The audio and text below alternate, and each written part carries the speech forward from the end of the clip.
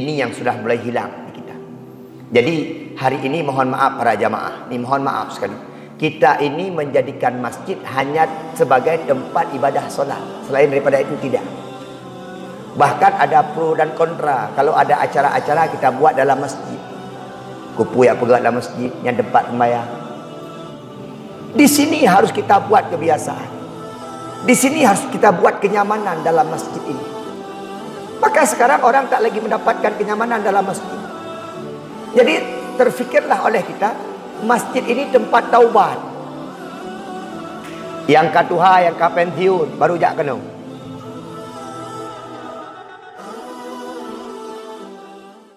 Syukur alhamdulillah, getanya Bandung bisa terlaksanakan ibadah solat maghrib berjamaah.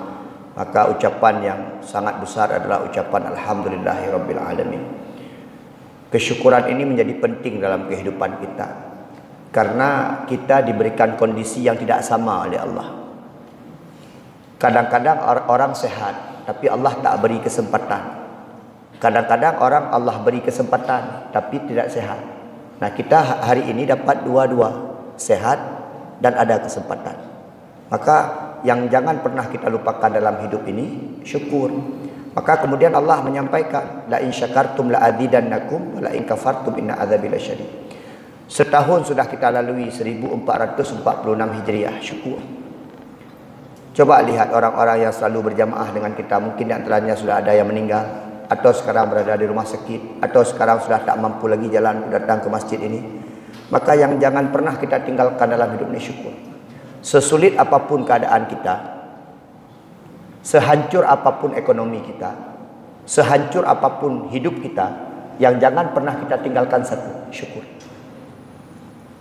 Bersyukur itu jangan menunggu bahagia dulu. Ini banyak orang sekarang, kapan bersyukur? Nanti waktu kaya. Nunggu kaya baru bersyukur. Nunggu bahagia baru bersyukur. Nunggu senang baru bersyukur. Salah. Bersyukur akan mendatangkan kesenangan, bersyukur akan mendatangkan kekayaan, bersyukur akan mendatangkan kebahagiaan. Itu konsepnya. Salam dan salam semoga Allah sampaikan kepada junjungan Nabi besar Muhammad sallallahu alaihi wasallam. Kita doakan kepada Allah semoga besok di akhirat kita bisa berjumpa, bertatap wajah, mendapatkan syafaat daripada Nabi Muhammad sallallahu alaihi wasallam. Imam Syekh Masjid, BKM Masjid, pengurus masjid, remaja masjid, insya-Allah dimuliakan Allah Subhanahu wa taala. Ya, walaupun agak telat acara memperingati Muharram, walaupun mungkin bak-bak kai pegat malam Jumaat, itanya dah pegat malamnya, hana masalah.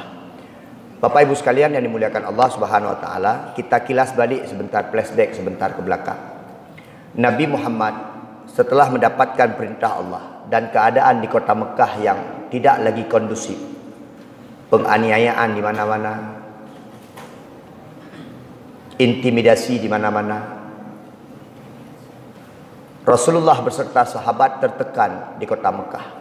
Bahkan sebelum hijrahnya Nabi ke kota Madinah, Nabi Muhammad dan para sahabat harus lari ke hutan untuk mengungsi daripada intimidasi orang-orang kafir Quraisy pada waktu itu. Kemudian Nabi Muhammad mendapatkan perintah untuk melakukan hijrah. Dan hijrahnya berpindah Nabi Muhammad dari Mekah ke Madinah ini bukan yang pertama, karena sebelumnya Nabi sudah berhijrah beberapa kali, termasuk hijrah Nabi Muhammad itu ke kota Taif yang kemudian tidak diterima oleh orang-orang Taif. Kita hari ini tidak lagi membicarakan sejarah hijrah Nabi Muhammad, perjalanan Nabi Muhammad yang memakan waktu 9 hari dengan beberapa trik, dengan beberapa persoalan yang dia hadapi di dalam hijrahnya Nabi Muhammad, kesusahan yang dihadapi ketika hijrah. Kita tidak membicarakan lagi itu. Maka di kesempatan kali ini kita akan membahas sedikit yang perlu kita tahu, apa yang dilakukan Nabi setelah sampai di kota Madinah. Ini yang harus kita tahu. Jadi Nabi Muhammad setelah sampai di Madinah, yang kemudian menjadi kota pada akhir hayatnya Nabi wafat di sana. Nabi setelah sampai di Madinah, di atas kejaran orang-orang kafir Quraisy, kemudian menetap di Madinah. Apa yang dilakukan? Langkah-langkah apa yang dilakukan oleh Rasulullah di kota Madinah? Sehingga apa? Coba bisa kita lihat. Hari ini dalam survei banyak mengatakan, kota Madinah itu merupakan kota yang paling bagus di dunia dalam segala hal. Dalam hal tata negara, dalam hal perekonomian. Kota Mekah itu kota nomor 1, Pak. Bahkan hari ini, kalau kita mau jujur mengatakan, kita tidak punya sentimen agama atau apapun, harus jujur mengatakan, kota yang paling aman, kota yang paling tentram di dunia itu Madinah. Sahabat-sahabat, guru-guru yang pernah mungkin umrah, pernah mungkin di Madinah 4-5 hari, pernah di kota Mekah. Antara kota Madinah dan kota Mekah saja bisa kita buat perbandingan. Bagaimana nyamannya, damainya, bahagianya di kota Madinah. Maka kota Madinah mendapat julukan Al-Madinatul Munawwarah, yang bercahaya-cahaya, yang bersinar, yang menyala lah kalau bahasa kita. Nah, ini tidak terlepas daripada langkah-langkah yang diambil atau pondasi yang diletakkan oleh Rasulullah dalam membangun kota Madinah. Nah, malam ini dalam kesempatan yang sangat singkat ini, kita akan melihat sedikit apa yang dilakukan Rasulullah di kota Madinah. Di awal-awal kedatangan Rasulullah sampai hari ini, kota Madinah bisa jadi kota seindah ini, kota Madinah bisa menjadi kota sebahagia ini, kota Madinah bisa menjadi kota sesentram ini. Apa yang dipegang di Rasulullah dalam kota Madinah? Dalam catatan sejarah, setelah Nabi Muhammad hijrah ke kota Madinah, ada 3 langkah penting yang kemudian dilakukan oleh Rasulullah dalam menguatkan pondasi akar-akar keislaman yang sampai hari ini Islam ini menyebar ke seluruh pelosok dunia. Diawali daripada pondasi yang kuat yang dibangun oleh Rasulullah di kota Madinah. Yang pertama adalah langkah Nabi Muhammad di kota Madinah pertama sekali setelah sampai beliau di kota Madinah. Beliau langsung membangun ataupun meletakkan pembangunan batu pertama, pembangunan Masjid Nabawi. Yang pertama dipikirkan oleh Rasulullah masjid. Yang pertama dipikirkan oleh Rasulullah adalah tempat sujud. Karena di situ adalah awal daripada kebahagiaan hamba Allah di tempat sujud. Awal daripada kekuatan Islam hari ini. Awal daripada kecermerlangan Islam. Cahaya Islam menyebar kemana-mana. Ternyata adalah diawali dari masjid. Dan masjid juga menjadi tempat awal daripada peradaban. Awal mula daripada peradaban umat di masjid. Ini yang mulai hilang sekarang. Maka ini mohon maaf.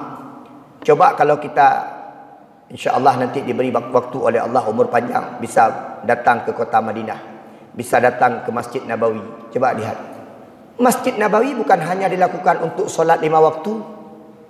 Masjid Nabawi bukan hanya dilakukan untuk iktikaf, untuk tadabbur Al-Quran. Hampir semua kegiatan keumatan itu dilaksanakan di Masjid Nabawi. Maka Masjid Nabawi itu ramai selalu. Macam-macam kegiatan. Termasuk di Masjid Nabawi itu, kalau kita perhatikan, anak-anak belajar Al-Quran dan berlari-lari di sepanjang Masjid Nabawi. Ini yang sudah mulai hilang di kita. Jadi hari ini mohon maaf para jamaah. Ini mohon maaf sekali. Kita ini menjadikan masjid hanya sebagai tempat ibadah solat. Selain daripada itu tidak. Bahkan ada pro dan kontra. Kalau ada acara-acara kita buat dalam masjid. Kupu yang pegang dalam masjid, yang tempat sembahyang. Di sini harus kita buat kebiasaan. Di sini harus kita buat kenyamanan dalam masjid ini. Maka sekarang orang tak lagi mendapatkan kenyamanan dalam masjid. Jadi terfikirlah oleh kita, masjid ini tempat taubat. Yang katuha, yang kapensiun, baru jak kena. Yang katuha, yang kalumuh, yang kena asam aurat, baru kena. Itu kan mindset di kita hari ini. Tajak masjid, elong letak dosa kah? Jadi masjid tempatnya. Tajak masjid lo nak ibadah. Tajak masjid. Jadi tidak kita jadikan masjid ini sebagai tempat awal mula daripada Islam ini kita bangkitkan. Mohon maaf. Maka anak-anak muda kita, coba lihat jamaah tadi. Berapa persen anak mudanya, berapa persen orang tua, berapa persen yang sudah sakratul maut. Mohon maaf. Padung persen kalau yang dengar ceramahnya, padung persen yang muda-muda kan? Kenapa? Mereka tidak lagi mengangkat mindset mereka, masjid bukan tempat yang aman bagi mereka. Bukan tempat yang indah bagi mereka, bukan tempat yang nyaman bagi mereka. Akhirnya mereka memilih tempat-tempat lain yang nyaman bagi mereka. Kenapa mereka lebih memilih warung kopi sekarang bukan masjid? Maka ji nyo Pak Nasir, nyo menyena bila masjid, nyo ke masjid-masjid lain. Jadi bila masjid baik dah minta orang yang poikun bengeh-bengeh. Yang salah nyo. Yang kejam. Kita nyo dah minta bila masjid berkejam. Nyandang ikut. Baik garu-garu. Nyo punya garu tengah bejak lagi dia. Betul-betul yang naik jaling. Makanya ulama mengatakan salah satu bencana adalah ketika tak lagi mendengar suara anak-anak dalam masjid. Itanyo dah fikir kan menong. Masjidnya itanyo kan dah fikir bernyaman, bertenang, berkhusyuk. Kan dah fikir salah. Makin ramai tuan nekmit dalam masjid, makin bagus masjid tersebut. Mentek tabotik yang salah. Itanyo yang kabangga tak lewatnya lo kalau termasuk di Aceh. Salah satu kebanggaan dan dia pegah menong. Alhamdulillah kas masjid A, masjid bulan serta 10 juta. Yang kabangga ada. Jadi ketika panitia mengumumkan banyak kas masjid, bangga dia. Padahal yang paling bangga itu sebenarnya ketika kas masjid kosong. Karena ada jamaah watai ketumbang masjid hana ri akubah, ri pakai. Bangun. Coba lihat contoh masjid Jokorian apa? Di Yogyakarta. Apa yang terjadi? Setiap Jumat pengumuman kas masjid kosong. Mereka tidak fokus kepada pembangunan masjid. Ada lebih uang, kasih makan orang, kasih makan fakir miskin, kasih makan anak yatim. Buat sedekah-sedekah diperbanyak. Karena jamaah menyumbang untuk diserahkan kepada orang lain, bukan untuk disimpan oleh pihak masjid. Nah, ini kita buat pembaharuan. InsyaAllah dengan pengurus baru Masjid Jami ini, kita buat sedikit-sedikit perubahan. Masjid kita jadikan pusat keamanan, kenyamanan bagi kita. Maka yang nak dalam nyala kemah masjid datuk kunci lah dia. Kunci masjid ini. Betul. Ada masjid-masjid di Aceh kunci. Coba bayangkan masjid kita kunci. Biarkan hamba Allah yang tak ada tempat tidurnya. Mungkin kita ada rumah hamba Allah yang tak ada tempat tidur, biar dia datang ke masjid. Paling kurang kalau dia tak salat ke masjid, tidur dia ke masjid. Tapi kalau masjid kita kunci, ini rumah Allah, bebas rumah Allah ni. Yang pertama, kita bangun masjid kita. Ini mohon maaf jamaah sekalian, coba kita perhatikan. Kenapa kita nyaman datang ke bank? Tajak bank nyaman. Kenapa kita nyaman datang ke hotel? Pernah tak kita fikirkan? Kita di hotel itu nyaman sekali. Karena tidak banyak aturan. Kita datang ke bank, disambut tu. Sapamnya cukup sangar-sangar. Tapi disambut kita. Selamat datang di bank, apa bisa kami bantu? Datang ke hotel. Anak kita lari-lari di hotel. Ada pernah dimarahi sama security? Tak pernah. Mau jatuh pot-pot bunga besar tak pernah dimarahi. Cuma dibilang, adik hati-hati ya. Kan tak pernah dibentak-bentak tu. Janganlah lari ya. Di masjid itu ada. Maka di masjid jangan banyak peraturan. Letak peraturan dalam masjid. Hanjir menong, hanjir mendeh. Tapu hanjir dia. Akhirnya tak nyaman. Akhirnya jamaah memilih tempat yang paling nyaman. Di mana? Luar masjid. Buat nyaman di masjid ini. Ini pusat daripada kebangkitan Islam. Di sini kita mulai. Bukan masjidnya yang diperbesar, tapi isi masjidnya yang kita perbanyak lagi. Ini yang pertama Rasulullah lakukan. Maka coba lihat, kita kadang-kadang iri dengan Masjid Nabawi. Bukan iri dengan struktur, bukan iri dengan bangunannya, tapi kita iri dengan kegiatan-kegiatan dalam masjid. Ada halaqah-halaqah yang dibuat. Ini halaqah orang Afrika, ini halaqah orang Mesir, ini halaqah orang Madinah, ini halaqah dengan bahasa Indonesia, ini halaqah dengan bahasa macam-macam. Ini halaqahnya orang ini halaqahnya orang itu. Akhirnya masjid dibuat hidup selama 24 jam. Saya belum pernah melihat. Sudah 3 kali berangkat umrah, belum pernah lihat Masjid Nabawi tutup. Boleh masuk Pak? Tak boleh. Makful. Siapa bilang makful, tutup. Tak ada. Dibuka 24 jam. Karena ini tempat umat. Ini tempat sujud. Ini rumah Allah. Allah bebaskan kepada siapapun yang datang ke rumah Allah untuk datang jam berapapun. Ini pegawai peraturan pola pantuk. Kalau musola sampai jam 8 saja. Nanti besok buka lagi 4:30. Jadi orang-orang yang ingin menghadap Allah, Orang-orang yang ingin mendapatkan ketenangan di jam 2:30 pagi, maka dia tak bisa datang ke masjid karena tutup, karena yang buka warung kopi, maka ke warung kopi lah dia berangkat. Yang dah warung kopi kan. Maka dia kita contoh warung kopi ni. 24 jam buka. Buat aja masjid ke warung kopi. 24 jam kita buka. Itu yang pertama. Jadi Nabi Muhammad yang pertama datang ke Madinah, yang beliau lakukan pertama adalah meletakkan batu pertama pembangunan masjid yang kita artikan secara luas sekali, bahkan kegiatan-kegiatan yang ada di dalam masjid. Yang kedua, setelah Nabi Muhammad membangun Masjid Nabawi di Madinah, hijrah beliau dilanjutkan dengan membuatkan rumah-rumah untuk isteri-isteri beliau. Nah, kita nggak usah bilang kayak itu, saya ulangi. Setelah kita ramaikan masjid, kita bangun rumah untuk istri kita. Dengan istri-istri kita. Istri kita saja. Nanti kalau istri-istri kita, saya juga ada istri di belakang. Ngeri juga gitu. Jadi beliau membangun rumah. Membangun tempat untuk berteduh untuk istri-istrinya. Nah, ini. Jadi kekuatan Islam itu selain diawali dari masjid, dimulai dari masjid, juga dimulai dari rumah tangga.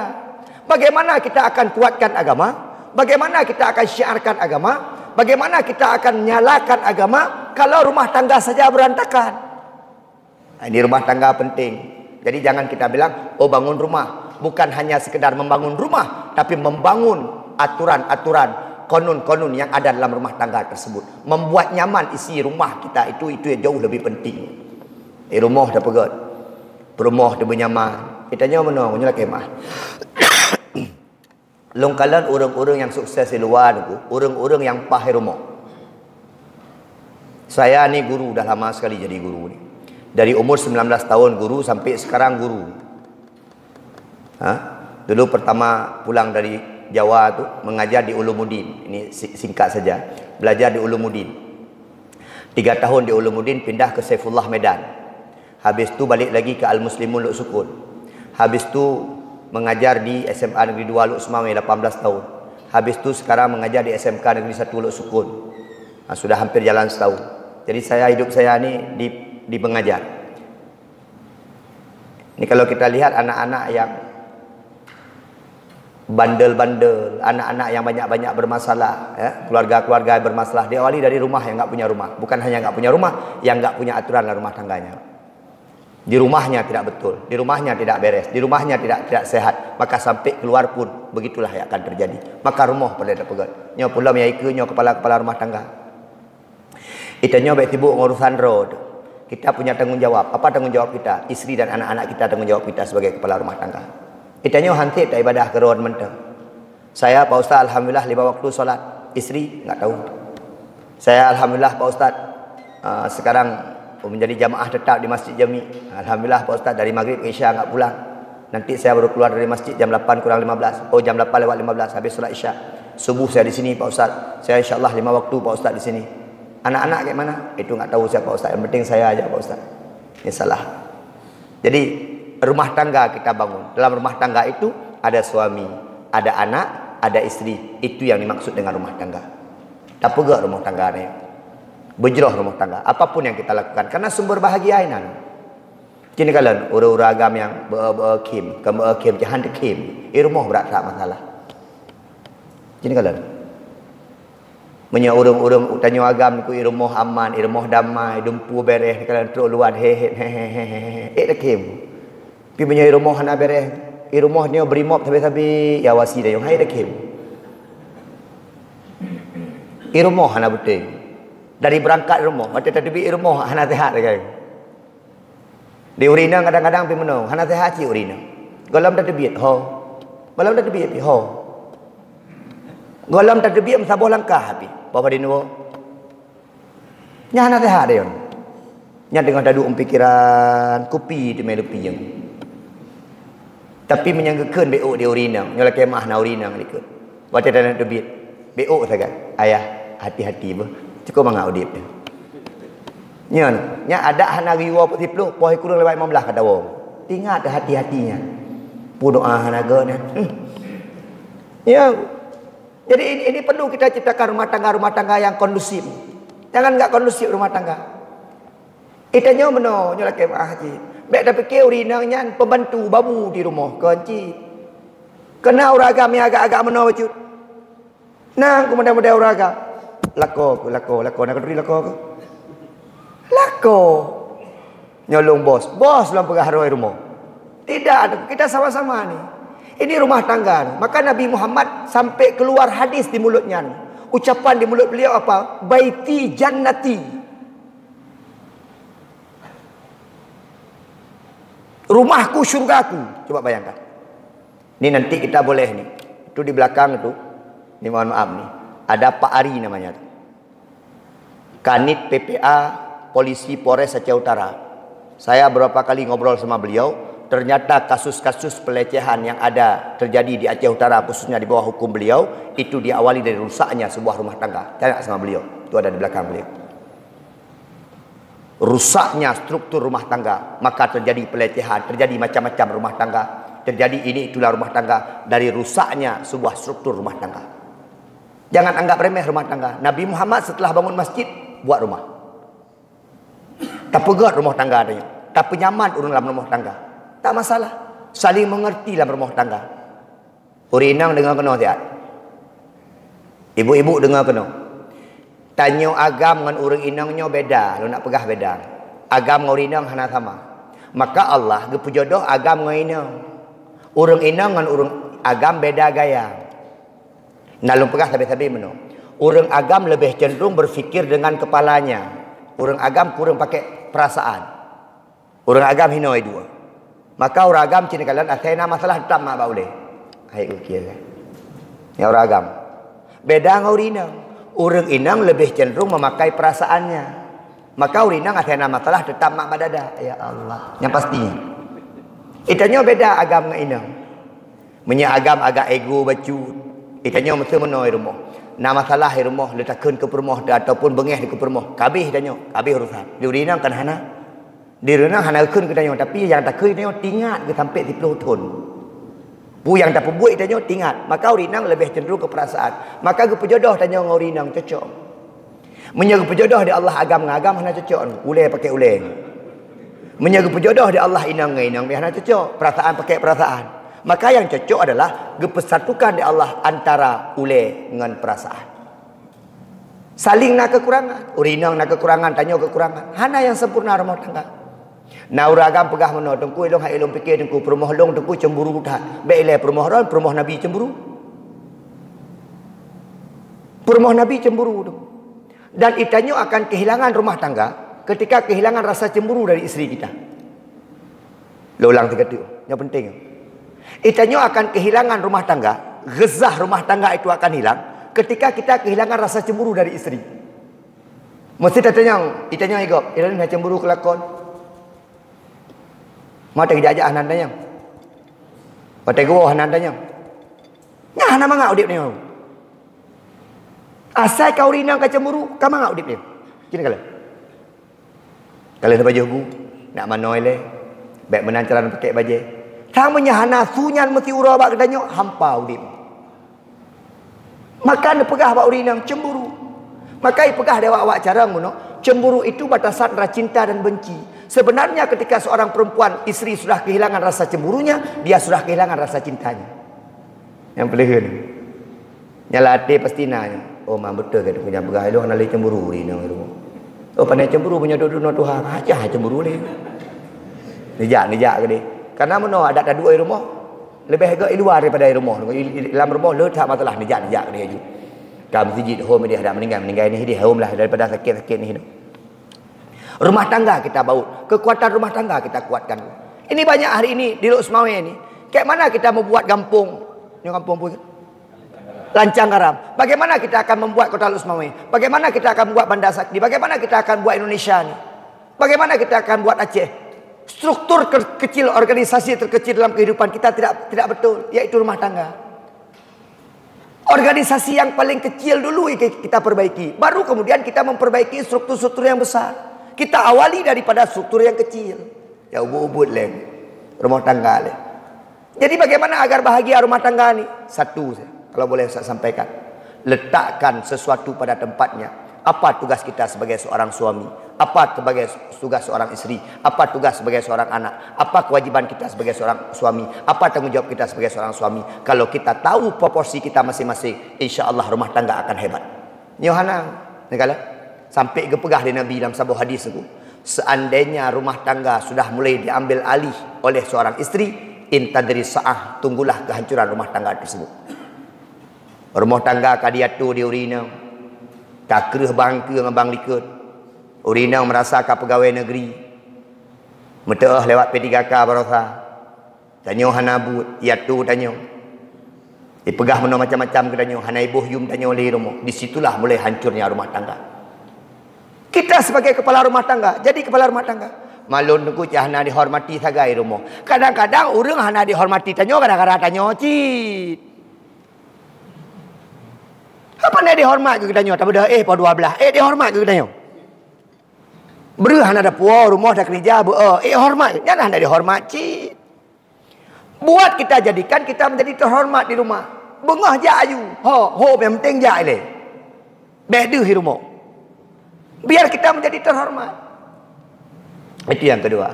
Jadi rumah tangga kita perbaiki. Untuk memperbaiki semuanya hijrah semuanya setelah masjid. Awali dari masjid kemudian rumah tangga. Yang terakhir yang ketiga. Apa yang Nabi lakukan untuk setelah sampai di kota Madinah? Beliau sudah membangun Masjid Nabawi walaupun ala kadar pada waktu itu. Beliau sudah membangun rumah untuk isteri-isteri beliau. Yang ketiga, ini yang sangat penting ternyata. Ternyata Nabi Muhammad yang ketiga beliau lakukan adalah membangun silaturahmi antara kaum muhajirin orang Mekah dan kaum Ansor yang ada di Madinah. Silaturahmi dia kuatkan. Boleh kita lihat dalam sejarah, boleh kita lihat dalam realitas sehari-hari. Kaum Mekah Muhajirin dan kaum Madinah Ansor berbeda dalam segala hal. Berbeda. Orang Mekah kereh baju, cik kereh. Kita pernah beberapa kali. Jadi mesti menon, ilung karena bisa bahasa Arab. Ilun watejak kedih kena belanja-belanja di Madinah. Jadi di Madinah hanya orang Madinah menyetak tata belanja, tata tanya, tata tawar barang, hana jadi tacok, hana bengih yang. Ya Madinah. Baikkan, udkhul, masuk. Mada tashtar. Jujur hana li ngebahasa Arab begah. Ngebahasa ni syai begah apa. Masuk Prabowo itu mah. Masuk, beli apa? Mesti hana jadi, tak begah, tak jadi beli ya. Oh boleh. Nanti kan. Munya di Mekah nunggu. Hana jadi kablo habis. Idut kengkung. Ilun dengan mata ule long kalen. Urinang India. Bajai bongkar hana jadi hicong. Bungeh itu bayi itu muna. Awak paji hawa Arab itu temuna. Hai ngebahasa Arab, ke Pak Ma kan ngebahasa Arab itu mana? Hacin kalen. Keruh hawa Arab keruh, awak Madinah lembut. Maka itanya jalan-jalan di kota Madinah merasa aman. Menjadi Mekah kurang merasa aman. Wajar itu. Mekah keturunan Abu Lahab dan Abu Jahal macam-macam lah. Di Madinah urung. Maka dua buah kutub ini berbeda antara orang Mekah dengan orang Madinah. Maka Nabi Muhammad mempersatukan dua kutub ini dalam ajang persaudaraan silaturahmi. Dibuat silaturahmi oleh Rasulullah. Orang Arab Mekah yang kereh, orang Madinah Ansor yang lemik bacut atau lembut bacut disatukan Rasulullah. Maka Madinah setelah masjid jadi keluarga-keluarganya hebat, persaudaraannya juga terjaga di kota Madinah. Nyan hai. Maka idanya penting. Silaturahminya sangat penting. Silaturahmi luar biasa sangat penting.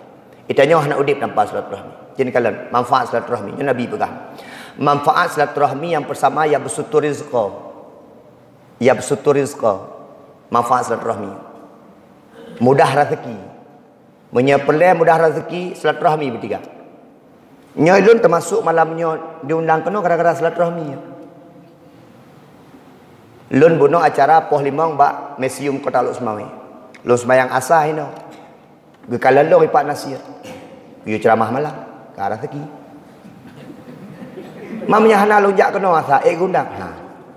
Karena nak tajak asas silaturahmi begal. Mudah rezeki ya bersutur rizqa. Coba praktekkan silaturahmi. Orangnya rezeki dan hana mudah silaturahmi kurang. Zaman orang syik ni wala kemah. Orang syik dan zaman Belang kedua mah tagai. Tapi rumah ke pegot. Belang dua mah ke tagai. Habis jauh belangnya ke belau belang gop dua mah tu. Konsepnya silaturahmi orang sini. Orang Syik dah set tiga silaturahmi. Nyan yang hana HP, yang hana Honda, yang ngai tangan gak silaturahmi. Itanya orangnya aku madang-madangan HP tagai. Orang raya dengan tulis tagai. Ketika kaki tak bisa melangkah.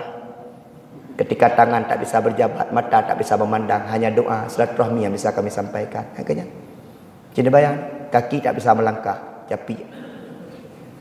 Tangan tak bisa berjabat, buntung jaro. Mata tak bisa memandang, buta. Yang kenyangan api sekarang. Ilun kadang-kadang malai, dia ajak dakwah, dia kampung-kampung yang nak syarah mak syaraya. Hanan tu ilung syaraya ron, hanan tu ilung. Hakik kengkir kengkir. Silaturahmi yang seterusnya mudah rezeki. Yang kedua, urang silaturahmi panjang umur. Diakui atau tidak diakui, orang yang gemar silaturahmi panjang usianya. Ini termasuk silaturahmi bak masjid tu. Nah, kalau wajah-wajah orang kan trek-trek meninggal juga. Jarang tu. Yang kaya dah dengar meninggal yang hana tom jam masjid ni lagi biasa. Itanya silaturahmi non kalau merupakan popular pula hina dah sembahyang. Tik mangap punya noci panjang umur tu. Karena orang luar PPO hina. Kuatkan silaturahmi kita. Bahkan silaturahmi itu wajib dan kepegah. Ketika memutuskan tali silaturahmi, la yadkhulul jannah, tidak akan pernah masuk surga. Ini hadis sahih. Hendak masuk surga. Itanya kenal. Oh pandai panjang umur tu. Dengan tetangga sampai rumah leh tu ada berkhabar kah. Ya ke rumah buat tu. Itanya kibang ke panjang umur tu. Dengan adik ayah tepak kali mang tahun garu dia. Yang kibang nak panjang umur. Itanya mana prinsip je ke urang tu. Mana? Itanya nak lebih nak urang je ke urang. Urang baik lagi itanya baik lagi go. Menan je ke urang ni tu. Kena urang pegah-pegah. Ilung hanapah nganji. Iji hana mana. Memang orangnya hanapah dengan dia tu. Nanti hanapah dengan dia. Tidak orang hanapah dengan dia. Baik ini orang lain perumah dah hanapah dengan dia. Ni perumah dia tu. Iji dah gong kuah peli. Dia aja haid dia. Kita yang atam awak dah. Dia hanapah dengan jiu. Baiklah dengan orang lain. Maka punya prinsip ulun tuan jino tu. Hanapayah dah pupah gop dengan dia. Tanya dah pupah dengan gop mentah. Maka punya itanya enggak silaturahmi tapi. Nya contoh dalam kemah contoh 5 minit tu. Itanya kena tak baba motor bak jalan. Nak baik bengih nu perah. Nak baik bengih ke gom. Kena yang tanya nak motor kena tak baba motor bak jalan. Tiga-tiga kena urung Tuhan atau urung-urung yang kalanjut usia atau umur 50 batai kejak dengan Honda agak bak tengah jalan kenang. Bak tengah jalan. Ya kau bengih kadang-kadang. La motor bengih hana dengar ikutnya dia bengih kero tu. Mepep-pep la motor. Nya perlu hana peleng. Pakar ni koknya sampai ke bawah Honda pada tengah jalan. Tak ada masalah koknya. Hana ada depui tanya kan. Itanya tunggu tajak bat tempat rot, anyo malu kenang bu malu tak baju. Peng tu na. Kesenangan udip na. Igoknya aku bat tengah jalan kerja, anyo malu diusir di rumah ke rumah. Jadi payah tak fahami igok. Tidak sama semua orang. Dalam masjid merumpok orang berbeza-beza.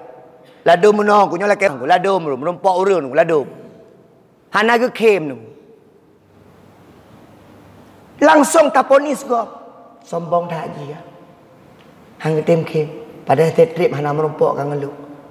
Hana ke depu yang kena gula mata kan ada kalaling. Jadi payah tak pahami orang lain.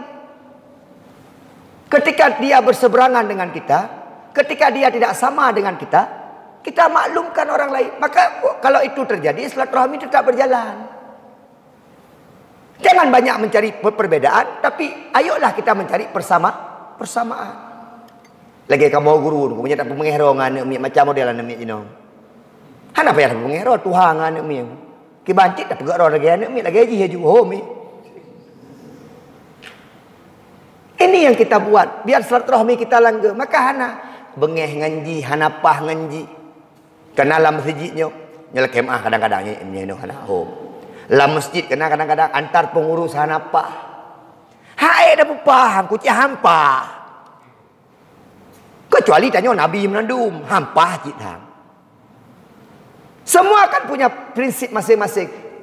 Yang paling penting adalah biar silaturahmi tetap jalan, saling menghormati dan saling menghargai. Bangun silaturahmi. Yang negak silaturahmi hana pun dah pegak kampung. Nek kampung krek krok lang kampung. Gaduh pegah tiji hanapah. Ada detik-detik ji paling hanapah. Gesiknya hanapah. Nandu gesik hanapah bak ji. Karena kau jangan tabi gesik hana dipilih tabi. Maka gua hanapah tabi gesik. Gua imum hanapah. Tu haput hanapah, tu halapan hanapah. Nandu hanapah. Nyo pengurus masjid hanapah, BKM masjid hanapah, imam masjid hanapah. Tidak ada yang sempurna manusia. Maka ayolah mengerti perbedaan, silaturahmi tetap kita jalankan. Bersama-sama membangun, bersama-sama bermusyawarah. Dalam musyawarah ada perbedaan pendapat, biasa. Dalam musyawarah bangga pegah dan ku haji masa nyoy dan nak pegah WC saboh tu. Dan nak pegah kamar mano saboh tu. Urina kamar mano begot ke ku haji, ke pengurus lain. Baik, nyoy urina hana penting tak kamar mano, lebih penting kedai kopi dah. Biasa saja. Betul. Perbedaan itu biasa dalam kehidupan kita. Kita indah hidup ini karena berbeda. Ni kalau long ronyo pakai baju batik. Abi 4 kenang baju koko. Gore kenang baju kemeja. Pak Nasir baju jubah. Tungku Maulizar baju warna hijau. Gore 4 baju kau. Nah yang pakai jakrum, nah yang pakai topi, nah yang hana pakai sapu. Hana topitan, saputan, nah yang kenang luli. Indahnya di mana? Karena kita bermacam ragam warna, disitulah timbul keindahan. Musuh putih baju yang menandum. Jak masjid Jami' lu semai wajib putih, ipikik kafilah dulu katro kono. Musuh kenang baju kaum menandum, tak Yusuf wajib baju kaum. Ipikik timbul atau katro kono. Jadi berbeda tak tidak masalah. Itanya hana cocok lagi. Hana sabuh aliran. Yang baik cocok sagai dia aliran listrik yang tagai. Menyayang lain silakan berbeda-beda pelan-pelan. Nyala kemah. Nah urang negala samping tak semayang beda-beda. Nah yang model semayang Allahu Akbar. Nah yang hanat Allah etno sagai. Nah yang lewat Allahu Akbar. Nah yang haik menjawab Allahu Akbar. Biasa. Makanya tiga tajak umrah tak kala. Idih macam-macam beda. Ilun itanya ke meno biasa Allahu Akbar. Nak berbicara. Ilun nak pernah sampai lu ngawak Indian ku 6 goi putang. Allahu Akbar. Itanya tengku kan tempat sujud tak kala. Hidih na yang kala tu go. Ada lu kala. Maya. Ah ilung pukul preh kalau ada ji. Sama-sama mana. Kan berbeda-beda. Hidup ni pasti berbeda-beda. Hana sama. Maka kita kuatkan silaturahmi. Ya. Ladum urang sampai dia sembahyang. Ladum taib. Anak tu tapu ya. Ladum tu beraya. Baiklah ngani sampai ngani dia dengar. Bismillahirrahmanirrahim. Alhamdulillah. Memang benar nu dia ku hai dah sama-sama dah. Anu tanya 600 rumah beda-beda macam. Nah taboh tu 4 dah duduk dua jeng.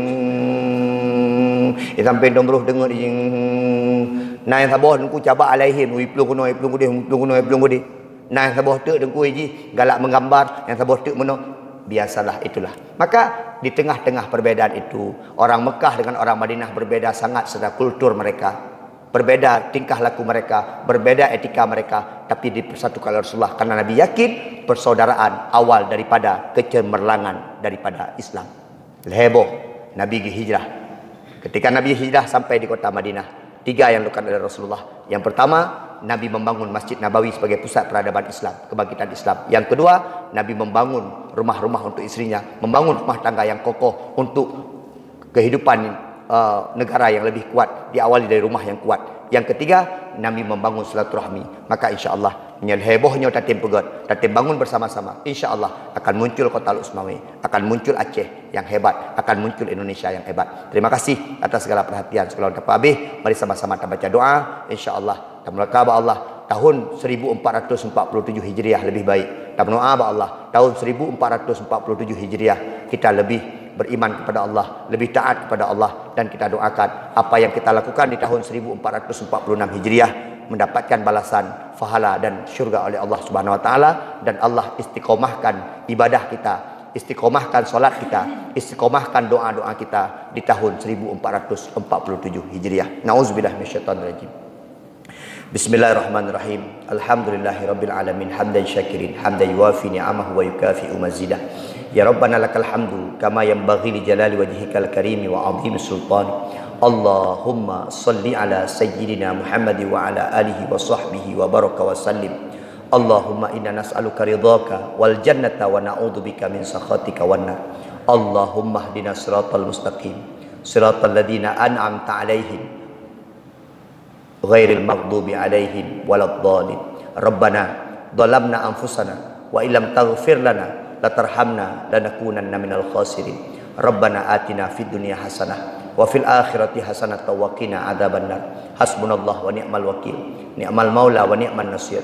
La haula wa la quwwata illa billahil aliyyil azim. Walhamdulillahi rabbil alamin. Al-Fatihah.